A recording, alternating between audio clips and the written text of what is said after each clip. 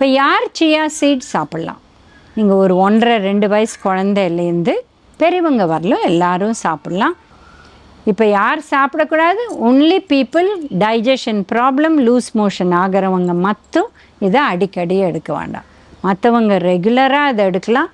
But இதை ஊற வச்சு தான் சாப்பிட்ணும்.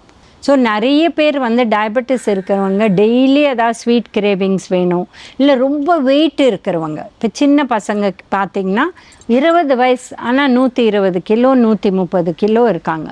இவங்களுக்கெல்லாம் இப்போ ஒரு ஸ்வீட் கிரேவிங்ஸ், எங்களுக்கு சாப்பிட்ட உடனே ஏதாவது ஒரு ஸ்வீட் சாப்பிட்ணும் அப்படின்னு ரொம்ப யோசிக்கிறாங்க. அவங்களுக்கு இந்த சியா சீட்ஸில் ஒரு புட்டிங் பண்ணிட்டா ஒரு டீஸ்பூன் போட்டால் கூட போகிறோம். உங்களுக்கு 1/2 கப் நிறையா அது கிடைக்கும். இதில் நீங்கள் உங்களுக்கு என்ன பிடிக்குமோ, சின்னமன் பவுடர் இல்லை சாக்லேட் பவுடர் இல்லை அந்த மாதிரி போட்டு இந்த மாதிரி ஏதாவது ஒரு மில்க் பேஸ் கொடுத்துட்டிங்கன்னா ரொம்பவே நல்லாயிருக்கும். ஒரு 1/2 hour ஃப்ரிட்ஜில் வச்சுட்டா போகிறோம். நல்ல கூலாகி ரொம்ப டேஸ்டியாக இருக்கும். அண்ட் இது நல்லாவே வயிறை ரொம்பிடும்.